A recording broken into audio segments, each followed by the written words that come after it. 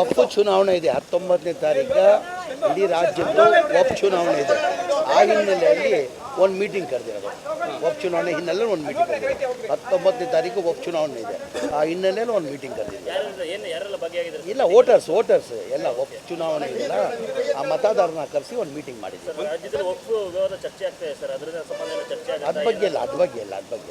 ಅದ್ರ ಬಗ್ಗೆ ಏನೇನು ಇಲ್ಲ. ಒಪ್ಪು ಚುನಾವಣೆ ಘೋಷಣೆ ಆಗಿದೆ.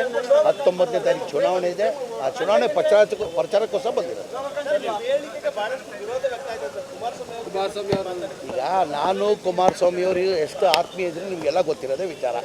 24 ಗಂಟೆಯಲ್ಲಿ 16 ಗಂಟೆ ಜೊತೆ ಇರ್ತಾ ಇದ್ವಿ. ಆವತ್ತು ಅವ್ರ ಪ್ರೀತಿಯಿಂದ ನನಗೆ ಕುಳ್ಳ ಅಂತ ಇದ್ರು, ನಾನು ಅವ್ರಿಗೆ ಕರೆಯೋಣ ಅಂತ ಇದ್ದೆ. ಇವತ್ತಿಂದ ಇಲ್ಲ, ಆವತ್ತಿನ ಭಾಳ ಸತಿ ಹೇಳಿದ್ದೀನಿ ನಾನು. ಇವತ್ತು ಏನಾಗಿದೆ, ಈ ಚುನಾವಣೆ ಹಿನ್ನೆಲೆಯಲ್ಲಿ ಅದು ದೊಡ್ಡ ಇಶ್ಯೂ ಮಾಡಿದ್ದಾರೆ. ಆ ದೊಡ್ಡ ಇಶ್ಯೂ ಮಾಡೋದು ಇವತ್ತೇನು ಮೊದಲೇ ಬಾರಿ ನಾನು ಹೇಳ್ತಾ ಇಲ್ಲ ಕರೆಯೋಣ ಅಂತ.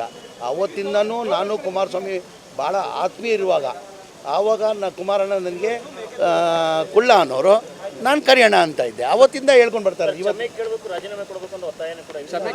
ಅದು ಏನಂತ ಅಂಥದ್ದು ಏನಂತ ಹೇಳಿದ್ವಿ ಕ್ಷಮೆ ಇಲ್ಲ. ಈಗ ನಾನು ಈಗ ಮೊದಲೇ ಬಾರಿ ಕರೆದಿದ್ರೆ ನಾನು ಕ್ಷಮೆ ಕೇಳ್ಬೋದಾಗಿತ್ತು. ಮೊದಲೇ ಬಾರಿ ಅವತ್ತಿಂದ ಹೇಳ್ತಲ್ಲ, ನನ್ನ ಪ್ರೀತಿಯಿಂದ ಅವ್ರ ಪ್ರೀತಿಯಿಂದ ನಾನು ಕುಳ್ಳ ಅಂತಾಯಿದ್ರು, ನಾನು ಅವ್ರಿಗೆ ಕರೆಯೋಣ ಅಂತ ಇದ್ದೆ.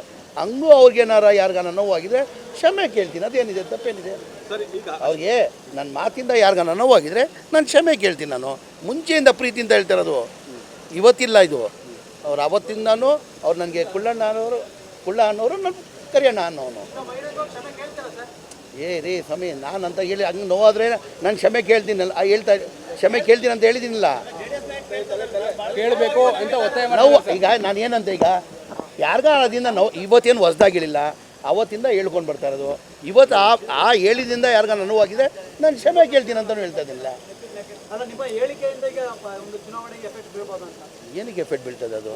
ಇವತ್ತು ಬ್ರದರ್ ಮೊದಲೇ ಬಾರಿ ಏನೂ ಹೇಳಿಲ್ಲ ನಾನು. ಹೇಳಿಲ್ವಾ? ನಾನು ಕುಮಾರಸ್ವಾಮಿ ಆತ್ಮೀಯ ಇರುವಾಗ ಅವ್ರು ನನಗೆ ಕುಳ್ಳ ಅನ್ನೋರು, ನಾನು ಕರೆಯೋಣ ಅನ್ನೋನು. ಈಗ ಆದಿಂದ ಯಾರನ್ನ JDS ಕಾರ್ಯಕರ್ತರಿಗೆ ನೋವಾಗಿದೆ ಕ್ಷಮೆ ಕೇಳ್ತೀನಿ. ನನಗೆ ಗೊತ್ತಿಲ್ಲ, ನಾನು ಕೇಳಿ ಬಂದೆ. ನಾವೇನು ನನಗೆ ಗೊತ್ತಿಲ್ಲ. ರಿಯಾಕ್ಷನ್ನು ಮನೆ ಮುಖ್ಯಮಂತ್ರಿ ಕಚೇರಿಯಿಂದ ಕೊಟ್ಟಿದ್ದಾರಂತೆ. ನಮ್ಮಿಂದ ಹೋಗಿಲ್ಲ, ಗೊತ್ತಿಲ್ಲ. ನಾನು ಕೇಳಿ ಬಂತು, ಆ ಥರ ಕ್ಲಾರಿಫಿಕೇಶನ್ CM ಆಫೀಸಿಂದ ಕೊಟ್ಟಿದ್ದಾರೆ. ಇಲ್ಲ, ಆ ಥರ ಚರ್ಚೆ ಇಲ್ಲ. ಆ ಥರ ಏನು ನನಗೆ ಗೊತ್ತಿಲ್ಲ. ಮುಖ್ಯಮಂತ್ರಿ ಕಚೇರಿಯಿಂದ ಕ್ಲಾರಿಫಿಕೇಶನ್ ಕೊಟ್ಟಿದ್ದಾರೆ. ಈಗಲೇ ಯಾರೋ ನನಗೆ ಹೇಳಿದ ಮೇಲೆ ನನಗೆ ಗೊತ್ತಾಯಿತು. ನನ್ನ ಆ ಥರ ನನ್ನ ಗಮನಕ್ಕೆ ಬಂದಿಲ್ಲ.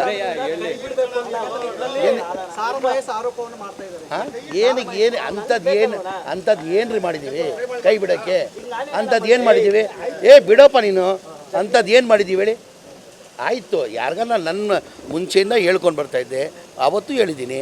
ಅದರಿಂದ ಯಾರನ್ನ JDS ಕಾರ್ಯಕರ್ತರಿಗೆ ಏನಾರ ನೋವಾಗಿದ್ರೆ ಕ್ಷಮೆ ಕೇಳ್ತೀನಿ ಅಂತ ಹೇಳಿದ್ದೀನಿ. ಮುಗ್ದೋಯ್ತದೆ.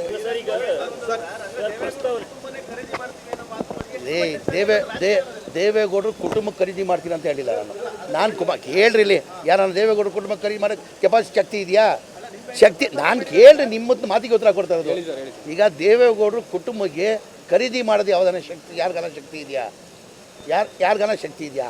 ನಾನು ಕುಮಾರಸ್ವಾಮಿ ಅವರು ಮುಸಲ್ಮಾನ್ ಮತದಾರರನ್ನು ದುಡ್ಡು ಕೊಂಡ್ಕೊಳಕ್ಕೆ ಕೊಟ್ಟಿದ್ದು. ಆ ಹಿನ್ನೆಲೆಯಲ್ಲಿ ಹೇಳಿರೋದು ನಾನು. ದೇವೇಗೌಡರ ಕುಟುಂಬಕ್ಕೆ ಯಾರನ್ನ ಖರೀದಿ ಮಾಡೋ ಶಕ್ತಿ ಇದೆಯಾ? ಯಾರಿಗಾನ ಈ ರಾಜ್ಯದಲ್ಲಿ ಶಕ್ತಿ ಇದೆಯಾ? ಸಾಧ್ಯನಾ ಅದು?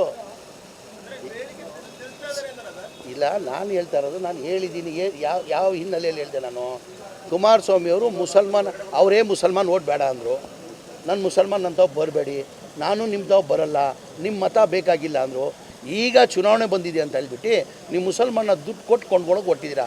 ನೋಡಿರ್ಬೋದು, ಸೋಷಿಯಲ್ ಮೀಡಿಯಾದಲ್ಲಿ ವೈರಲ್ ಆಗ್ತಾಯಿದೆ. 2,000 ರೂಪಾಯಿ ಕೊಟ್ಟು ಏನೋ ಜಾನಿಮಾಜ್ ಅಂತೀವಿ, ನಾವು ಪ್ರೇಯರ್ ಮಾಡ್ತೀವಲ್ಲ, ನಮಾಜ್ ಮಾಡ್ತೀವಲ್ಲ, ಅದಕ್ಕೆ ಜಾನಿಮಾಜ್ ಅಂತೀವಿ. ಒಂದು ಜಾನಿಮಾಜ್ ಮತ್ತು ಒಂದು ಯಾಸೀನ್ ಅಂತೀವಿ, ಕುರಾನ್. ಕೊಟ್ಟು ಅದು ಕೊಂಡ್ಕೊಳಕ್ಕೆ ಕೊಟ್ಟಿದ್ರು. ಆ ಹಿನ್ನೆಲೆ ಹೇಳಿದ್ದೀನಿ ನಾನು. ಏನಕ್ಕಿಂತೆ ಇಲ್ಲೆಲ್ಲ ನಾನೇನು ಬಾಸು, ಕುಮಾರಸ್ವಾಮಿಗೆ ಅಂದರೆ ಮುಸಲ್ಮಾನ್ ಓಟ್ನ ಅವ್ರು ಕೊಂಡ್ಕೊಳಕ್ಕೆ ಕೊಟ್ಟಿದ್ದಾರೆ. ನಾವು ಅದಕ್ಕೆ ಬಿಕಾವಾಗಲ್ಲ. ದುಡ್ಡಿಂದ ಕೊಂಡ್ಕೊಳಕ್ಕೆ ಸಾಧ್ಯ ಆಗಲ್ಲ ಅಂತ ಹೇಳಿದ್ದೀನಿ. ಆಯ್ತು ಬೆಂಗಳೂರು ಮೈಸೂರು ಹೈವೇಲಿ ಬಸ್ ಓಡಿಸ್ಕೊಂಡಿದ್ದವ್ರನ್ನ ಇವಾಗ ಸಚಿವ ಮಾಡಿರೋದು ದೇವೇಗೌಡರು ಅಂತ ಕುಟುಂಬದ ಬಗ್ಗೆ ಈ ಥರ ಮಾತಾಡ್ತಾರೆ ಅಂತ ಸುರೇಶ್ ಗೌಡ ಹೇಳಿದ್ದಾರೆ ಸರ್. ಕೇಳ್ರಿ ಇಲ್ಲಿ ನಾನು ಬಸ್ ಮಾಲೀಕ ನನ್ನಿಂದ ನನ್ನ ತಾತನ ಕಾಲದಿಂದ ನಾನು ಬಸ್ ಮಾಲೀಕ ಕುಮಾರಸ್ವಾಮಿಗೋಸ್ಕರ ಬಸ್ ಓಡಿಸಿರೋದು ನಾನು. ಇದೇ ಕುಮಾರಸ್ವಾಮಿಗೆ ಮುಖ್ಯಮಂತ್ರಿ ಮಾಡೋಕ್ಕೆ ರಾಜ್ಪಾಲ್ ಹೋಗಿದ್ರಲ್ಲ MLA ಕರ್ಕೊಂಡು ಹೋಗುವಾಗ ನಾನು ಬಸ್ ಓಡಿಸ್ಕೊಳೋಗಿದ್ದು. ನಾನು ಬಸ್ ಮಾಲೀಕ ಇವತ್ತಿಂದ ಇಲ್ಲ, ಬಿಫೋರ್ ಇಂಡಿಪೆಂಡೆನ್ಸ್. ಬಿಫೋರ್ ಇಂಡಿಪೆಂಡೆನ್ಸ್ ಬಾಬಾ ಸಾಹೇಬರು ಮುಸ್ಲಿಂ ಧರ್ಮ ಸ್ವೀಕಾರ ಮಾಡೋದು ಕೊಟ್ಟಿದ್ರು ಅಂತ ಹೇಳಿ ಯಾರು ಅದು ನನಗೆ